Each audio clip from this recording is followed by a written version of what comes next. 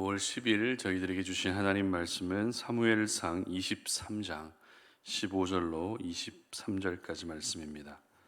다윗이 사울이 자기의 생명을 빼앗으려고 나온 것을 보았으므로 그가 십광야 수풀에 있었더니 사울의 아들 요나단이 일어나 수풀에 들어가서 다윗에게 이르러 그에게 하나님을 힘있게 의지하게 하였는데 곧 요나단이 그에게 이르기를 두려워하지 말라. 내 아버지 사울의 손이 내게 미치지 못할 것이요 너는 이스라엘 왕이 되고 나는 내 다음이 될 것을 내 아버지 사울도 안다 하니라. 두 사람이 여호와 앞에서 언약하고 다윗은 수풀에 머물고 요나단은 자기 집으로 돌아가니라. 그때에 십 사람들이 기브아에 이르러 사울에게 나와 이르되 다윗이 우리와 함께 광야 남쪽 하겔라산 숲을 요새에 숨지 아니하였나이까. 그러하온즉 왕은 내려오시기를 원하시는 대로 내려오소서.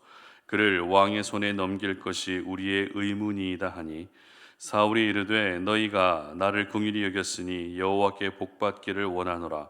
어떤 사람이 내게 말하기를 그는 심히 지혜롭게 행동한다 하나니 너희는 가서 더 자세히 살펴서 그가 어디에 숨었으며 누가 거기서 그를 보았는지 알아보고 그가 숨어 있는 모든 곳을 정탐하고 실상을 내게 보고하라.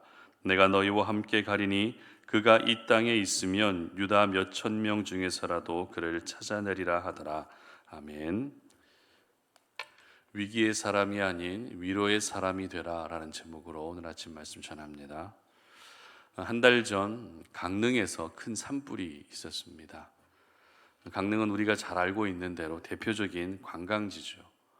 그런데 이 산불로 인해서 숙박시설이 전소되고 여러 식당들이 불에 타면서 많은 업주들이 허탈감에 빠지는 일이 있었습니다. 그런데 그 와중에 정말 어이없는 뉴스가 한번 보도되었는데요. 어떤 뉴스였는가 하면 화재로 피해를 입은 사람들의 그 시설에 몰래 와서 그나마 불에 타지 않은 집기를 훔쳐가는 그런 일당들에 대한 뉴스였습니다. 지금 화재로 피해를 입어서 망연자실에 있는 사람들을 위로하기는커녕 남아있는 집기들을 훔쳐가는 그런 사람들의 모습이 정말 어처구니가 없이 다가왔는데요. 이 일당들은 이전에 다른 지역의 화재 피해를 입은 곳에서도 똑같은 행태를 보였다고 합니다. 위로가 필요할 때에 피해자들을 더 심각한 위기에 빠뜨리고 있는 그들의 모습은 사람이 어디까지 악해질 수 있는가 하는 것을 보여주는 그런 사건이었습니다. 오늘 본문에서도 이와 비슷한 사례를 볼 수 있는데요. 오늘 말씀의 배경이 되고 있는 상황은 그일라 사람들의 배신으로 하마터면 사울에게 잡힐 뻔한 다윗이 이번에는 십광야라는 곳으로 피하게 됩니다. 그리고 십광야에서 두 부류의 사람들로부터 두 가지 일을 겪게 됩니다. 첫 번째 겪었던 일이 어떤 일인가 하면 16절 말씀 보시기 바랍니다. 사울의 아들 요나단이 일어나 수풀에 들어가서 다윗에게 이르러 그에게 하나님을 힘있게 의지하게 하였는데, 아멘. 바로 사랑하는 친구 요나단을 만나게 되었다는 것입니다. 다윗과 요나단의 관계는 성경에 기록하고 있는 가장 아름다운 친구 사이 우정의 모습을 보여주고 있습니다. 그러나 다윗을 향한 사울의 시기심 때문에 요나단은 다윗과 이산가족 헤어지듯이 그렇게 헤어질 수밖에 없었습니다. 그리고 이렇게 도망다니는 상황에서 잠시 동안이지만 다시 두 사람이 만나게 된 것입니다. 특별히 다윗과 요나단 사이의 일들을 기록하고 있는 성경을 보게 되면 대부분 다윗보다는 요나단에 더 포커스를 맞추어 기록되고 있습니다. 오늘 본문도 역시 다윗이 아닌 요나단에게 더 많은 포커스가 맞추어져 있는데요. 왜냐하면 다윗이 요나단을 찾아간 것이 아니라 요나단이 다윗을 찾아갔기 때문입니다. 지금 다윗의 상황은 결코 좋은 상황이 아니었죠. 사울을 피해 도망 다니는 것도 힘든 일이지만 그일라 사람들에게서 배신까지 당했기 때문에 심적으로 괴로운 상황이 바로 다윗이 처한 상황이었습니다. 그런 그때에 요나단이 다윗을 찾아온 것입니다.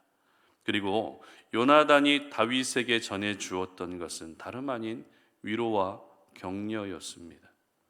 조금 전에 읽은 말씀에서는 하나님을 더욱 힘있게 의지할 수 있도록 도와준 사람이 바로 요나단이었다라고 기록하고 있죠.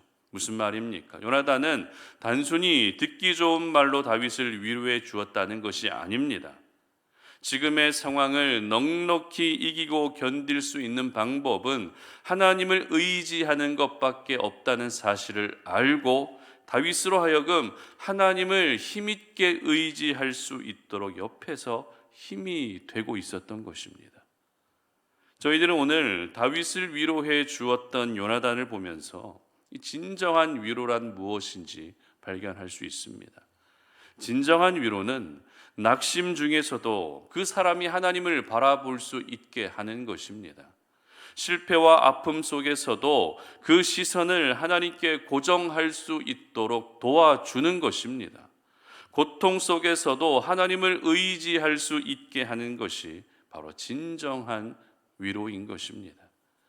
이처럼 다윗은 오늘 이 십광야에서 겪었던 첫 번째 일은 바로 요나단을 통한 진정한 위로를 경험할 수 있었던 것입니다. 그렇다면 십광야에서 겪은 두 번째 일은 어떤 일이었을까요? 19절 말씀 보시기 바랍니다. 그때에 십 사람들이 기브아에 이르러 사울에게 나와 이르되 다윗이 우리와 함께 광야 남쪽 하길라산 숲을 요새에 숨지 아니하였나이까.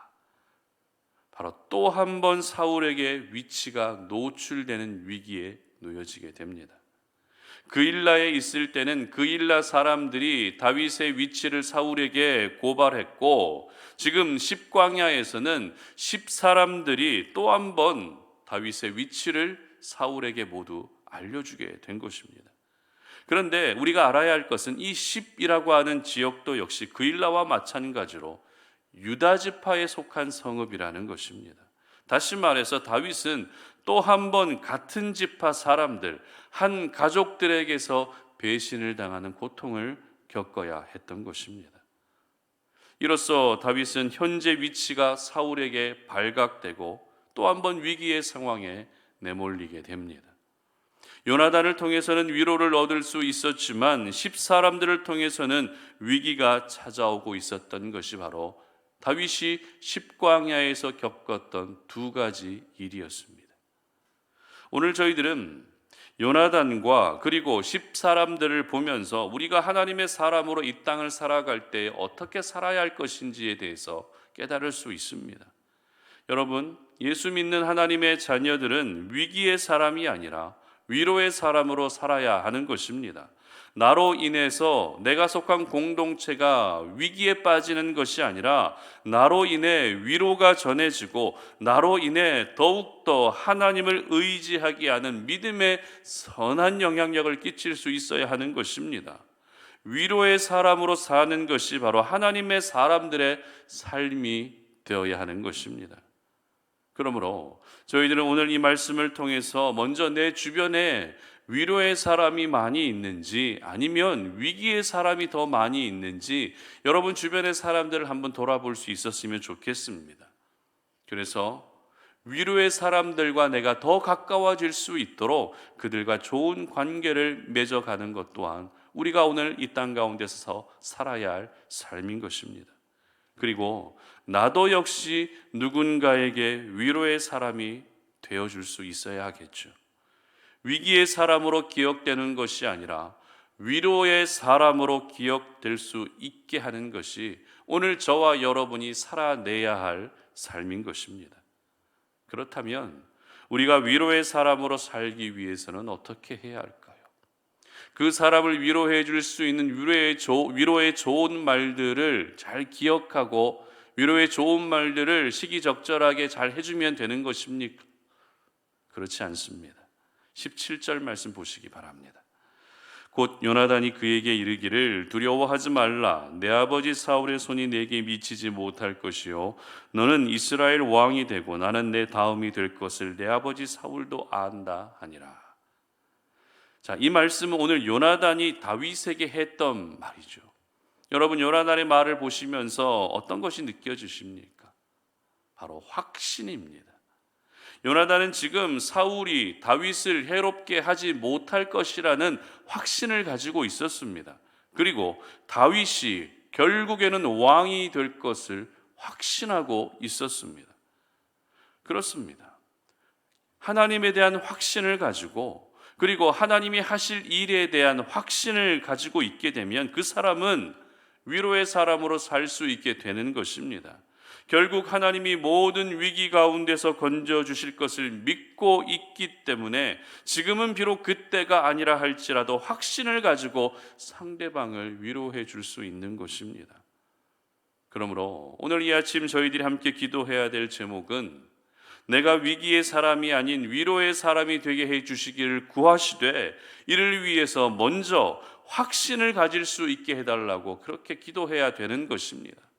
지금은 모든 것이 희미하고 잘 보이지 않는 그런 일들만이 내 앞에 있지만 결국에는 내 인생 가운데 하나님이 대단한 일들을 행하시고 내가 생각지도 못한 일들을 이루어 가실 것을 확신하고 있을 때 우리는 누군가를 위로해 줄 수 있는 위로의 사람으로 살 수 있게 되는 것입니다. 우리가 살고 있는 이 세상은 정말 불확실한 세상입니다. 여러 가지 불확실함 때문에 매일 불안해하며 사는 것이 바로 저희들의 삶일 때가 참 많이 있습니다. 그러나 불확실한 세상을 살고 있다 할지라도 하나님에 대한 확신이 있으면 삶이 달라지게 됩니다. 확신은 오늘도 나를 위로의 사람으로 살게 하는 중요한 방편이 되게 하는 것입니다. 저희들은 사무엘상 말씀을 계속 묵상하면서 함께 시편 말씀도 묵상하고 있습니다. 시편의 상당 부분을 쓴 다윗은 시편을 쓸 때 자기만의 독특한 전개 방식을 가지고 시편을 기록합니다. 그 전개 방식이라는 것은 먼저 서론에서는 현재 자신이 겪고 있는 고통과 아픔에 대한 부분들을 다룹니다. 그리고 본론에서는 그럼에도 내가 하나님을 의지하겠다라고 하는 믿음을 고백합니다. 그리고 마지막 결론에서는 모든 대적들을 진멸하시고 모든 문제의 상황들을 해결해 주실 하나님을 확신하면서 시편을 마무리한다는 것입니다. 그렇습니다. 우리는 불확실한 세상을 살고 있지만 그럼에도 불구하고 우리의 믿음이 향해야 될 방향은 바로 확신입니다. 내 삶 가운데 하나님이 반드시 일하시고 역사하실 것을 믿는 확신을 가지고 오늘을 시작하며 우리에게 주어진 이 하루를 시작할 수 있어야 하는 것입니다. 여러분, 오늘도 우리가 살아가면서 어떤 일들이 내 삶 가운데 일어날지 우리는 아무것도 알지 못합니다. 그러나 여러 위기와 아픔 속에서도 결국에는 하나님이 내 인생 책임져 주시고 하나님이 내 삶 가운데 가장 선한 일들을 행하실 것을 믿는 그 확신을 가지고 오늘 이 하루를 시작해야 하는 것입니다. 그러므로 우리 성도님들 모두가 하나님을 향한 확신, 하나님의 일하심에 대한 확신을 가질 수 있기를 바랍니다. 그리고 그 확신을 바탕으로 여러분 모두가 위기의 사람이 아닌 위로의 사람으로 살 수 있기를 바랍니다. 그래서 여러분을 통해서 많은 이들이 하나님을 더욱더 의지하게 되는 믿음의 선한 역사들이 나타날 수 있기를 주님의 이름으로 축복합니다. 함께 기도하겠습니다. 하나님 아버지 감사합니다. 오늘도 이 아침에 우리가 주님 말씀 앞에 우리의 모습을 돌아보며 오늘도 우리에게 주신 그 생명의 말씀을 기억하면서 내가 이 땅을 살아갈 때 위기의 사람이 아니라 위로의 사람으로 살기를 간절히 소망합니다.